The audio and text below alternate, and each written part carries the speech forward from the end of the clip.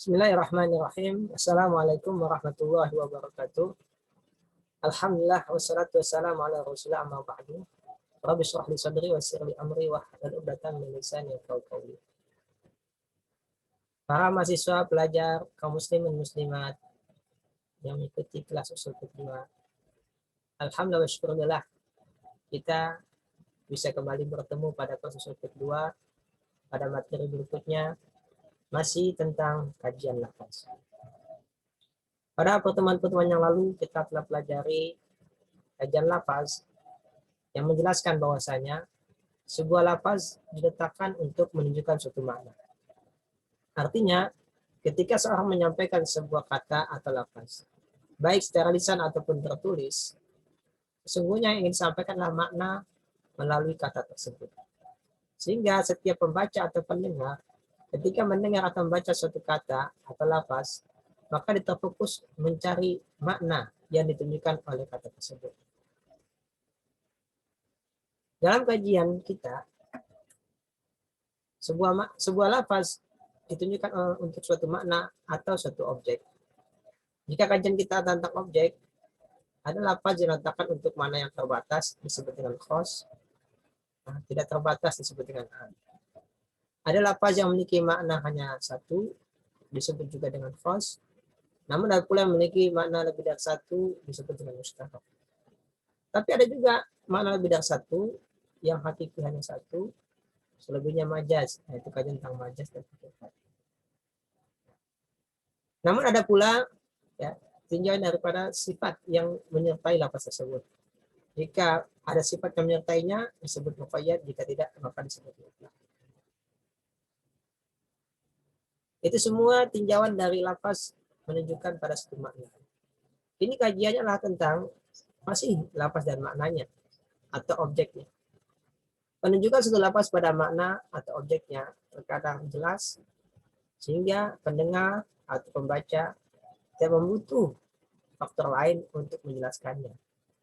Namun ada pula sebuah lafaz yang dalam penunjukan kepada maknanya tidak jelas atau kurang jelas. Sehingga pembaca atau pendengar harus mencari faktor lain yang menunjukkan makna apa yang diinginkan atau objek apa yang diinginkan. Jadi kajian kita pada kali ini adalah tentang jelas dan tidak jelasnya suatu lafaz dalam menunjukkan pada makna atau objeknya.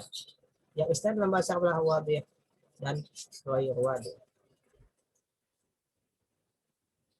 Wadih arti jelas, ghairu tidak, wadih jelas. Berarti al-wadih yang jelas, ghairul wadih dan tidak jelas. Dalam apa? Dalam penunjukannya pada mana atau objeknya. Jadi wadih artinya lafaz yang telah jelas maknanya serta maksudnya dari lafaz tersebut tanpa tergantung pada faktor lain untuk menjelaskannya. Di setelah lafaz sudah jelas. Misalnya kata wahidun, satu, jelas. Tidak butuh penjelasan lain. Jadi kalau kata kursiun,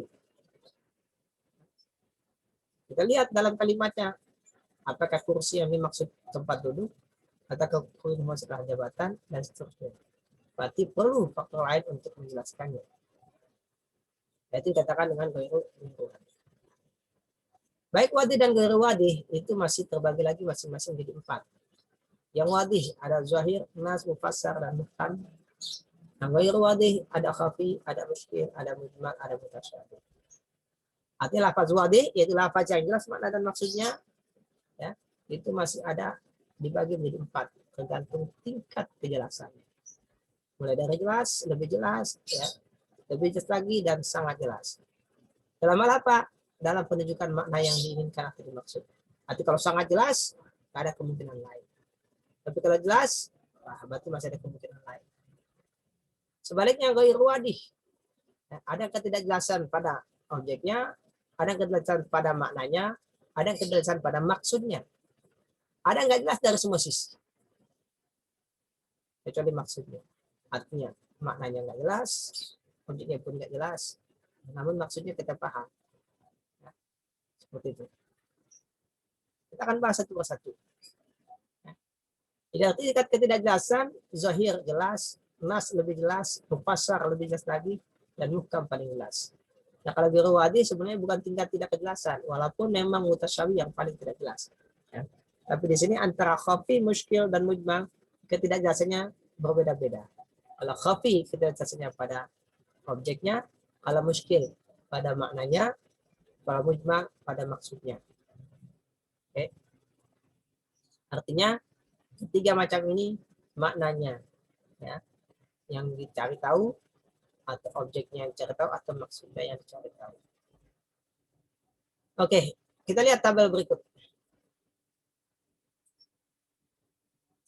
Di sini ada ya 6 kolom dan ada 4 lajur atau baris.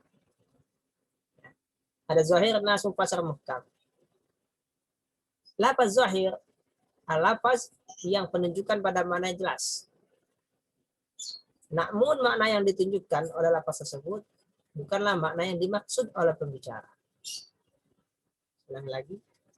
Zahir adalah lafaz yang jelas penunjukan pada maknanya. Namun makna yang dimaksud bukanlah makna yang ditunjukkan oleh lafaz tersebut. Artinya ketika pembicara menyampaikan suatu kalimat, apa yang langsung dipahami oleh pendengar itu namanya zahir. Namun bukan itu yang dimaksud oleh si pembicara. Ambil contoh. Ahallallahu al-bai'a wa harrama riba. Ketika membaca ayat ini atau mendengarnya, maka pendengar atau pembaca akan langsung paham bahwasanya Allah menghalalkan jual beli dan mengharamkan riba. Itulah secara tekstual apa yang langsung dipahami oleh pembaca atau pendengar. Maka dikatakan zahir, artinya nampak, jelas. Jadi yang langsung dipahami oleh pendengar atau pembaca itu disebut zahir. Namun bukan itu yang dimaksud oleh pembicara. Karena yang dimaksud oleh pembicara ketika mengatakan ahalul bai'a, yaitu ketika Allah Ta'ala mengatakan ahalul bai'a wa harrama riba adalah Allah menjawab pernyataan orang-orang yang mengatakan innamal bai'u mithlu riba. Sesungguhnya jual beli sama dengan riba. Jadi Allah yang mengatakan enggak sama. Karena jual beli halal, riba haram. Begitu.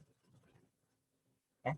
Di konteks ayat ini adalah untuk menjawab perkataan orang yang mengatakan jual beli dan riba sama. Jual beli enggak sama dengan riba. Nah, itu makna yang ingin disampaikan.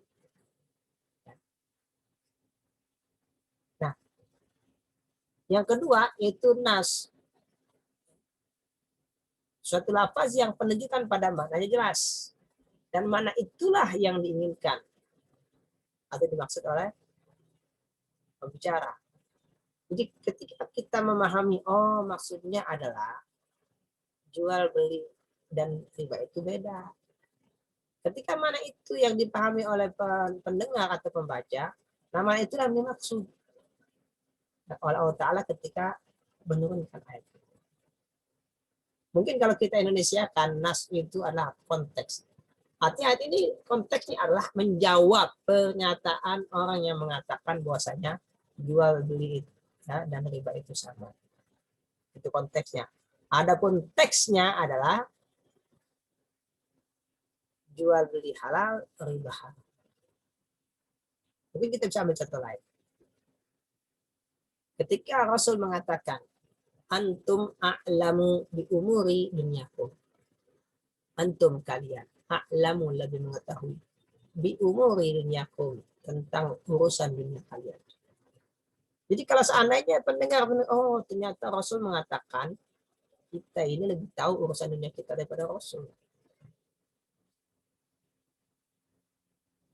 Itu mana yang dipahami oleh pendengar. Itu zahirnya. Tapi apa itu maksudnya? Ternyata bukan itu maksudnya. Maksudnya adalah kalian wahai para petani, urusan dunia pertanian kalian, urusan dunia pertanian itu lebih tahu daripada saya.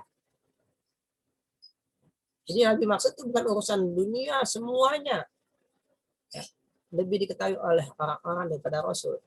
Yang dimaksud adalah urusan dunia pertanian. Kenapa? Karena konteksnya adalah Rasul sedang berbicara kepada para petani. bukan kepada semua manusia, tapi kepada petani. Sehingga yang dimaksud dengan kalian di sini petani, dan dunia kalian berarti dunia pertanian. Berarti di sini perlunya kita mengetahui konteks selain mengetahui teks. Karena bisa jadi antara konteks dan teks itu bertentangan. Seperti contoh tadi, kalau misalkan teks yang mengatakan seluruh urusan dunia, oh berarti agama nggak mengatur urusan dunia, karena Rasul yang menyerahkan kepada kita. Tapi konteksnya mengatakan yang dimaksud dunia di sini dunia pertanian, karena konteksnya lah Rasul bicara pada petani. Oh berarti yang dimaksud dunia di sini dunia pertanian. Memang benar. Kalau urusan dunia pertanian Rasul nggak tahu. Kenapa? Karena Rasul lahir dan besar bukan sebagai petani. Ya, sebagai kita tahu beliau lahir dan besar di kota Mekah, bukan daerah pertanian. Beliau sebagai penggembala kambing, kemudian sebagai pedagang, nah, itu benar. Tapi beliau tidak punya latar belakang pertanian, sehingga dalam masalah pertanian beliau nggak tahu. Gitu. Nah, ini pentingnya memahami konteks. Nah, kalau contoh ayat yang tadi, ini nggak bertentangan antara teks dengan konteks. Nah, berarti dua itu kita ambil. Nah, kemudian yang berikutnya, unsur lain. Baik zahir ataupun nas itu sama-sama mengandung kemungkinan takwil. Apa itu takwil? Takwil artinya memindahkan sebuah kata dari makna asli kepada makna yang lainnya, karena ada faktor yang menghendakinya. Contohnya kalimat al-bai' di sini. Al-bai' ada alif lamnya, berarti menunjukkan umum. Berarti semua jual beli itu halal. Tapi ternyata enggak semua. Ada jual beli yang diharamkan. Berarti di sini kita berpindah dari makna am kepada makna khas. Jadi yang dihalalkan bukan semua jual beli. Padahal kalau kita lihat teksnya al-bai'a, berarti semua jual beli karena tapi kan ada dalil-dalil yang menyebutkan beberapa bentuk jual beli yang diharamkan. Oh, berarti yang dimaksud jual beli sini bukan semuanya. Berarti yang halal itu jual beli yang tidak ada dalil yang diharamkan. Berarti ini ada ta'wil namanya kan? Riba, begitu juga. Riba itu mana ziyadah, tambahan. Tapi ternyata ini maksud bukan semua tambahan. Rasul menjelaskan apa saja yang riba dalam hadisnya. Ada habis wal fiddah dan seterusnya. Ada 6 jenis harta yang terkena hukum. Ini namanya takwil. Ya, memindahkan satu kata dari mana yang asli kepada mana yang lainnya. Ya, ini mana yang lainnya ya. Yang kalimatnya lebih umum. Misalkan dari am kepada khos, ya, dari mutlak pada muqayyad. Nah, itu memindahkan dan seterusnya. Ya, itu mana tahu. Jadi baik zahir ataupun nas itu masih mungkin ditakwil. Mungkin ditakwil. Dan kemungkinan masih ada kemungkinan juga dihapus. Ada kemungkinan dihapus. Secara teks. Bukan secara konteks. Secara konteks ya. Hingga saat ini tidak ditemukan dalil yang menghapus ayat ini. Sekarang yang ketiga mufassar. Dari secara bahasa mufassar yang diperjelas, yang diperincikan, yang ditafsirkan. Mufassar, mufassar yang ditafsirkan. Nah, lafaz mufassar lafaz yang ya yang penunjukan pada mananya jelas. Dan yang mana itu yang dimaksud, bukan yang lainnya. Dan tidak ada kemungkinan takwil. Walaupun masih ada kemungkinan dihapus.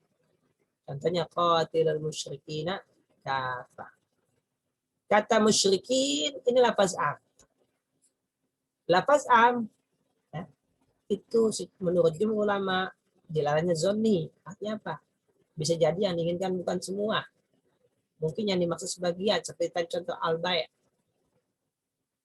Namun dengan ada kata kafah semuanya, berarti sudah selesai. Tidak ada kemungkinan ta'wil. Jadi maksudnya kafah semuanya. Bukan sebagian. Di kalimat kafah di sini menjadikan lafaz musyrikin menjadi tidak bisa ditakwil lagi. Sehingga nggak bisa mengatakan, oh ya kita panggil sebagian aja. Enggak, kafah semuanya. Ya, semuanya. Karena ada kalimat kafah semuanya. Berarti nggak bisa lagi ditaksis. Nah itu yang mufassar. Yang keempat, muhkam. Muhkam lafaz yang penunjukan pada makna jelas. Dan mana yang ditunjukkan itulah yang dimaksud oleh pembicara. dan tidak ada kemungkinan takwil, tidak juga ada kemungkinan dihapus. Ya. Imus sholat, atau zakat, itu enggak ada kemungkinan dihapus. Ya. Nah, ada kata-kata abadan. Wala tusalli ala ahadim minhum mata abadan. Janganlah kamu menyolati mereka. Siapa mereka? Orang munafik abadan selama-lamanya. Kata abadan di sini menunjukkan hukumnya nggak mungkin dihapus. Ya, nggak mungkin dihapus. Lain dengan yang tiga tadi, zahir, nas, dan mufasal fasir. Kalau muhkam nggak mungkin dihapus. Oke, nah itu penjelasan tentang definisi dari zahir, nas, mufasal, muhkam dan contohnya. Dan secara hukumnya. Kita usul fiqh berarti bicara tentang hukum. Nah, lafaz yang zahir yang sudah jelas maknanya, walaupun makna tersebut bukan yang dimaksud, tetap wajib diamalkan. Selama tidak ada dalil yang membedakan ke makna lain. Kan ada kemungkinan tahu, kalau nggak ada berarti amalkan. Berarti kalau nggak ada, kalau seandainya tidak ada dalil-dalil yang menyebutkan jual beli yang diharamkan, maka semua bentuk jual beli boleh. Kan selama tidak ada yang memindahkan ke makna yang lain. Wajib diamalkan. Begitu juga dengan nas, sama wajib mengamalkan makna yang ditunjukkan atau disebutkan oleh nas tersebut. Dan nggak boleh pindah ke makna selainnya tanpa dalil. Jadi nggak boleh kita mendefinisikan riba menurut kita, enggak. Harus menurut dalil juga. Nggak boleh kita membatasi baik menurut kita. Oh yang ini boleh enggak. Itu akan ada dalil. Nah kalau yang mufasal lebih jelas lagi, wajib mengamalkan seperti yang diperincikan oleh ayat tersebut. Berarti nggak boleh kita perangi sebagian, harus perangi semua. Apalagi yang muhkam, yang sudah tidak mungkin ada penghapusan. Maka wajib mengamalkan apa yang ditunjukkan oleh lafaz tersebut, karena tidak ada kemungkinan makna lain. Ya. Selama nggak ada kemungkinan dihapus, berarti ini pasti. Nah, itu penjelasan lafaz wadih, zahir, nas, mufassal, dan muhkam. Nah, muhkam ini masih ada dua macam, muhkam lidatihi dan muhkam lighairihi. Lidatihi adalah karena lafaznya, jadi menjadi muhkam karena lafaznya. Itu ada kata-kata abadan. Wala tankihu hunna min ba'dihi abada. Dan janganlah kalian menikahi istri-istri Nabi sepeninggalannya abadan. Kalimat abadan ini menunjukkan hukumnya nggak mungkin lagi dihapus walaupun Rasul masih hidup. Lain dengan kalau mukam lighairihi, dia menjadi mukam karena Rasul sudah meninggal, nggak mungkin ada dalil yang menunjukkan apa, nggak mungkin dihapus lagi. Jadi nggak mungkin dihapusnya bukan karena lafaznya, tapi karena faktor Rasul sudah meninggal, wahyu nggak turun lagi. Berarti selama yang nggak turun, berarti sudah nggak mungkin dihapus. Nah itulah penjelasan tentang wadih. Berikutnya kita akan jelaskan tentang ghairu wadih. Apa itu ghairu wadih? Tadi dijelaskan artinya tidak jelas. Tidak jelas ya. Ghairu tidak jelas. Sama dengan yang tadi ya, kita akan menjelaskan per istilah. Ada khafi, ada muskil, ada mujmal, ada mutasyabih. Nah, lafaz khafi menunjukkan pada mana jelas. Sudah dipahami. Tapi objeknya belum jelas. Begitu juga dengan maksudnya. Perlu penjelasan. Contohnya apa? Asariku wasarikatu faqtau aydiyahuma.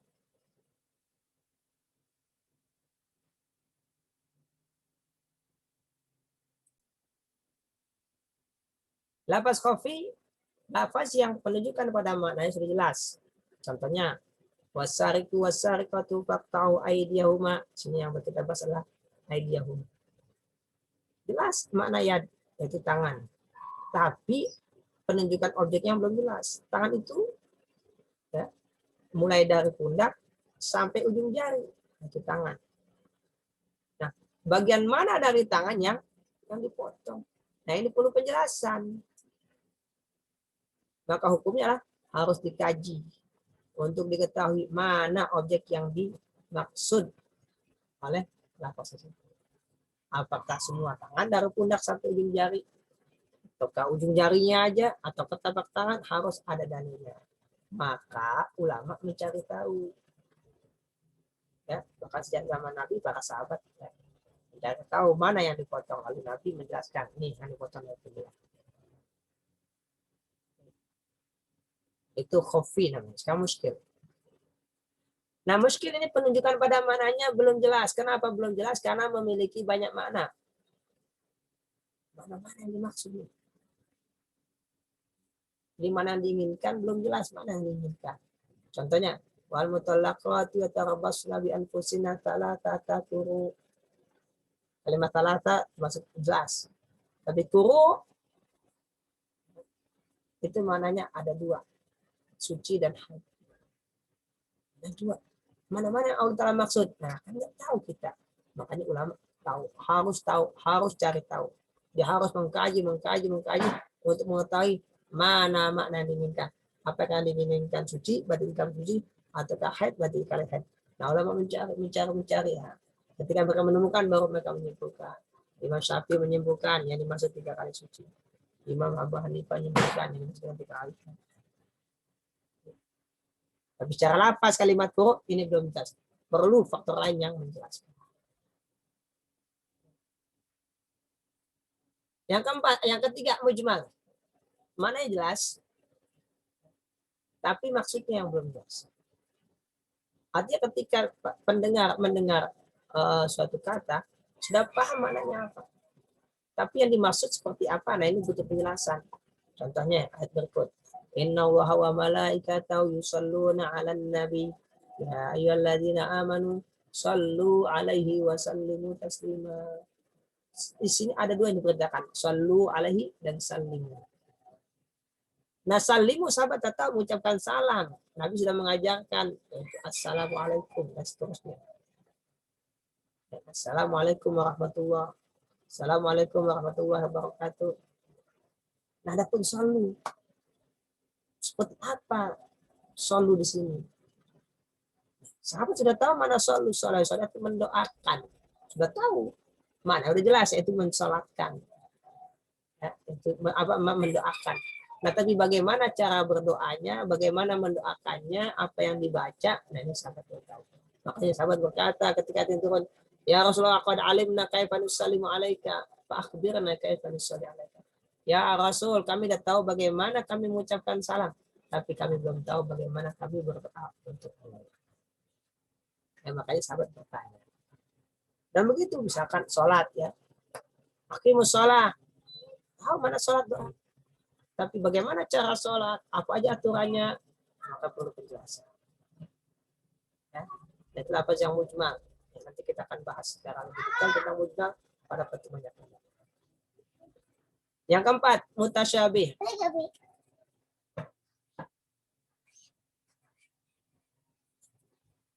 Mutasyabih, tasyabah. Antara satu makna dengan makna yang lainnya mirip. Mana yang dimaksud? Mana yang diinginkan? Berarti makna tidak jelas. Objeknya pun tidak jelas. Apa yang Allah inginkan? Kita tidak tahu. Selain beriman kepada Allah Subhanahu wa taala. Contohnya alif lam mim. Apa maknanya? Apa objeknya? Apa maksudnya? Yang kita tahu maksudnya hanyalah kita mengimaninya. Ya Allah, tangan Allah. Tangan. Ini tangan, tapi nggak mungkin ini makna yang diinginkan. Kita nggak tahu. Hanya Allah yang mengetahui makna yang dimaksud dan inginkan. Kita nggak tahu. Ya. Yang kita tahu hanya ini ada di Al-Quran, kita yakin itu benar, maka kita beriman. Ya. Maka secara pengamalan, lafaz khofi diamalkan. Maka ulama mencari tahu makna objek yang dimaksud dan diinginkan dari lafaz tersebut. Lafaz muskil juga ulama mencari tahu di antara makna yang tadi mana-mana yang diinginkan. Lafaz mujmal juga ulama cari tahu apa yang dimaksud dari lafaz tadi. Ya, tapi mutasyabih nggak bisa diamalkan, hanya diimani. Nah, jadi ketidakjelasnya beda-beda ya. Kalau khafi tidak jelas ya, pada objeknya, kalau muskil tidak jelas pada maknanya, ya, kalau mujmal tidak jelas pada maksudnya. Oke. Jadi itulah pembagian lafaz ya, ghairu wadih. Apa faedah ya, atau dampak implikasi dari pengklasifikasian kata seperti tadi? Ada wadi, ada ghairu wadi. Ini akan tampak di saat terjadi ta'arud pertentangan antara satu dalil dengan yang lainnya. Nanti ada bagian tentang ta'arud, tapi sedikit saya katakan yang tadi. Ya. Kalimat antum a'lamu bi umuri dunyakum secara zahir. Berarti maknanya kita lebih tahu urusan dunia kita daripada Nabi. Ya udah kalau gitu kita nggak perlu tanya Nabi karena kita lebih tahu itu zahirnya. Tapi konteksnya adalah nasnya adalah secara nas yang dimaksud dengan dunia di sini dunia pertanian. Karena saat itu Nabi sedang berbicara dengan para petani. Ini kan ada pertentangan antara teks dengan konteks, antara zahir dengan nas. Mana yang kita ambil? Teksnya, ibaratnya, ya, ataukah konteksnya?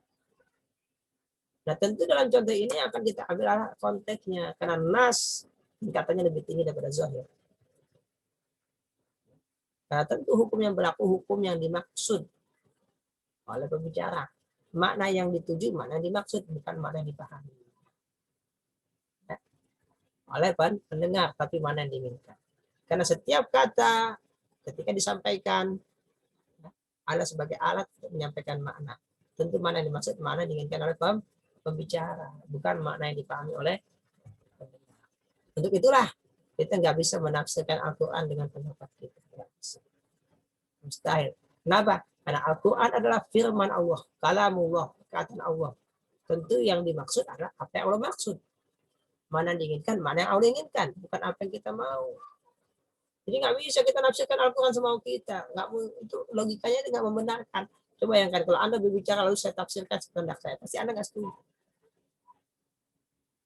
Anda pasti nggak setuju. Kenapa? Anda yang bicara, Anda yang tahu apa yang Anda inginkan. Begitu juga ketika kita mengkaji Al-Quran. Al-Quran itu kalamullah, perkataan Allah. Maka harus seperti apa yang Allah inginkan, bukan seperti apa yang kita inginkan.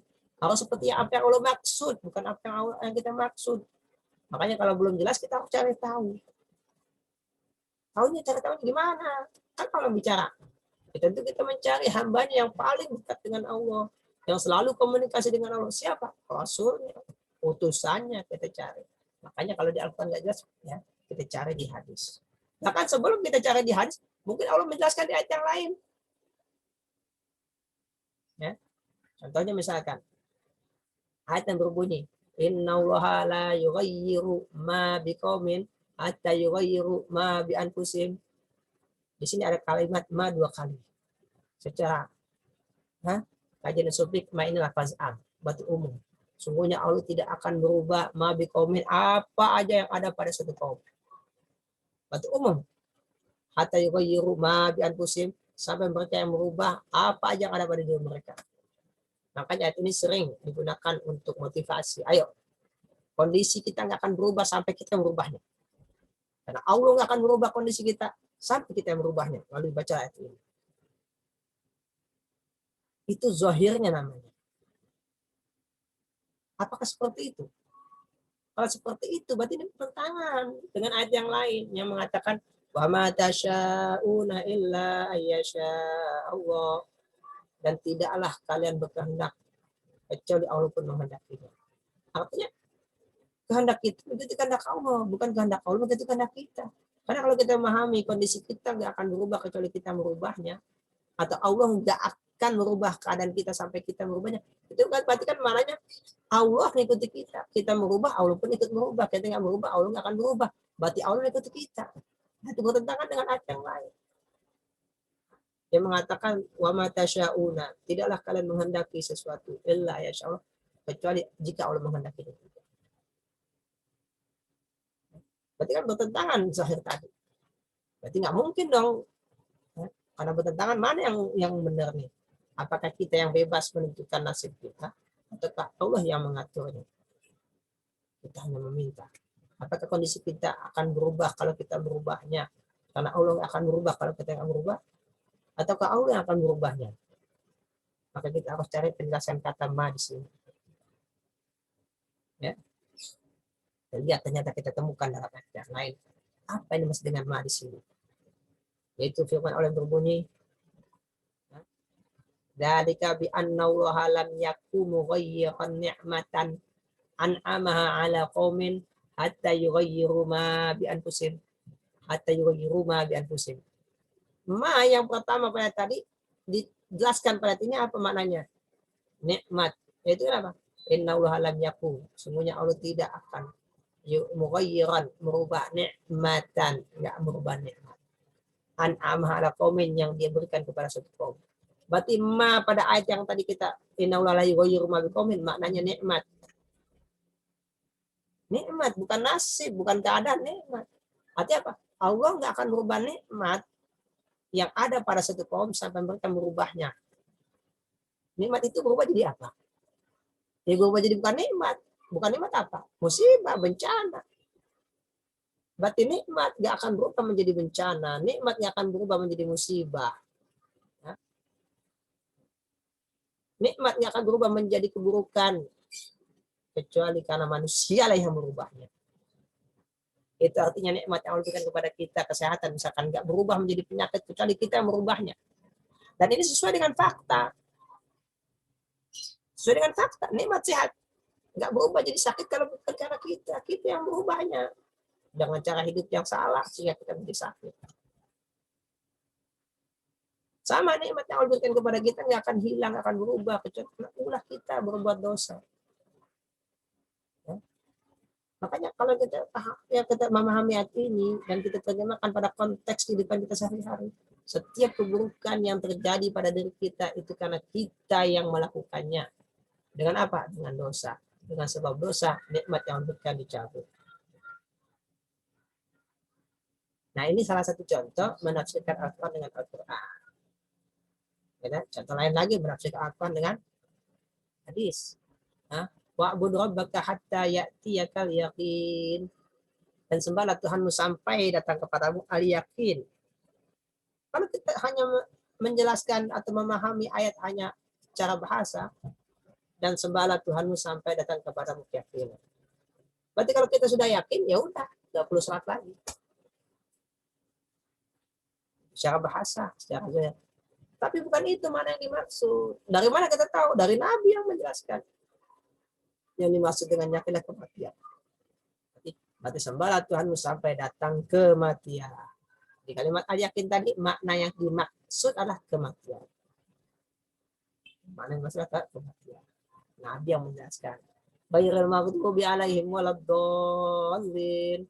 Al-maghdubi alaihim, orang yang dimurkai. Siapa?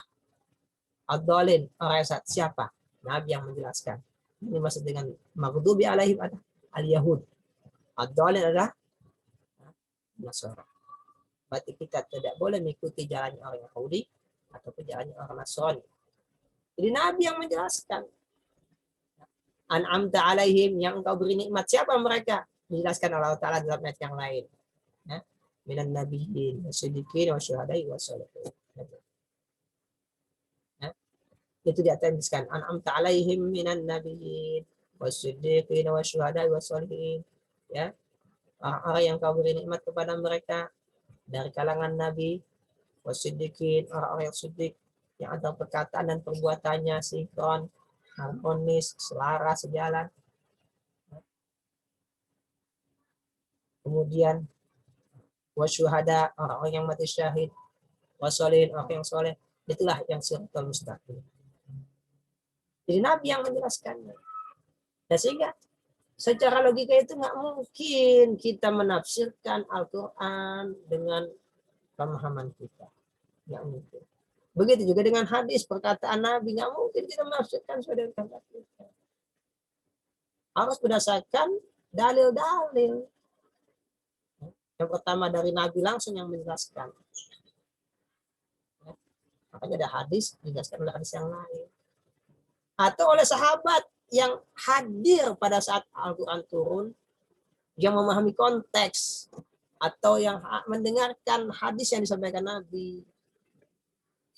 Gitu. Nah kalau nggak juga ada sahabat dan ulama yang terdekat yang hidup dengan para sahabat, nyambung ilmunya, mereka hidup bersahabat, mereka mengenal secara baik dan mereka memahami apa yang dikatakan para sahabat. Dan begitu makanya ilmu itu harus berantai. Seperti itu. Nah itulah jadi kesimpulannya. Kajian kita pada kali ini tentang lafaz jelas dan tidak jelas dalam hal penunjukan pada makna. Ada lafaz yang penunjukan pada makna atau objek jelas, nggak butuh faktor lain untuk menjelaskan. Namun ada pula lafaz yang penunjukan pada maknanya atau objeknya tidak jelas, butuh faktor lain untuk menjelaskan. Ya, yang jelas pun ada tingkatannya. Ya.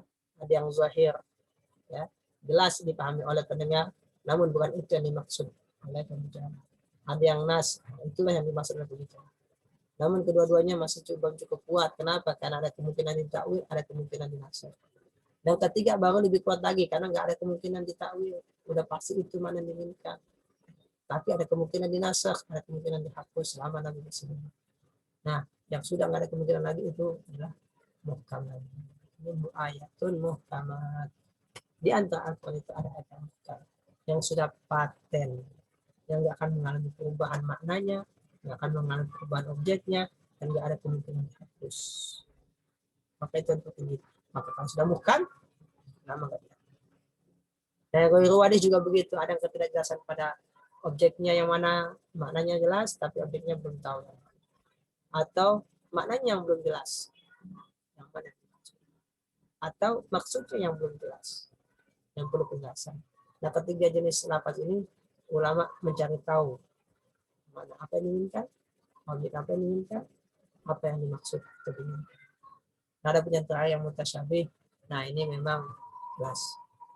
Kita nggak tahu pemaknanya, kita nggak tahu apa objeknya. Namun memang dari sisi maksud yang diinginkan Allah hanya kita mengimani.